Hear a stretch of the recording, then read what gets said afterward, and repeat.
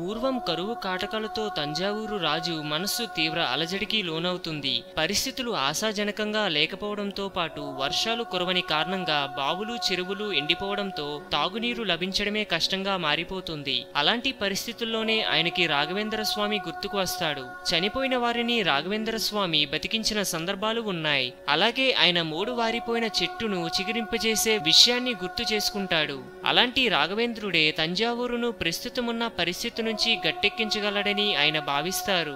అనుకున్నదే తడవుగా తానే స్వయంగా వెళ్లి స్వామిని వెంటబెట్టుకు వచ్చి పరిస్థితిని వివరిస్తాడు. వెంటనే వర్షాలు కురవకపోతే పరిస్థితి మరింత దారుణంగా ఉంటుందని ఆవేదన వ్యక్తం చేస్తాడు. అప్పటికే అక్కడికి చేరుకున్న స్థానికులు ఆయన ఏం చేస్తాడో అని ఆశగా ఎదురు చూడసాగారు. పరిస్థితిని అర్థం చేసుకున్న స్వామి తాను నిత్యం ఆరాధించే మూలరాముణ్ణి మనసులో తలుచుకొని ఆకాశం వంక చూస్తాడు. అంతే, ఒక్కసారిగా అక్కడి వాతావరణం మారిపోయి వర్షధారలు నేలను తాకుతాయి. ప్రజలంతా ఆనందంతో పొంగిపోతూ ఆయనకి సాష్టాంగ నమస్కారాలు చేసుకుంటారు. ఆ తరువాత అక్కడి ఖాళీ ధాన్యపు గది నుంచి ధాన్యాన్ని సృష్టించి ఆయన ప్రజల ఆకలిని తీరుస్తాడు. అందుకే రాఘవేంద్ర స్వామి ప్రజల గుండె గుడిలో కొలువై బృందావనంలో నిత్య పూజలు అందుకుంటున్నాడు. అందుచేత రాఘవేంద్ర స్వామిని గురువారాల్లో స్మరించుకొని పూజలు చేస్తే అనుకున్న కార్యాలు దిగ్విజయంగా పూర్తవుతాయని పండితులు అంటున్నారు.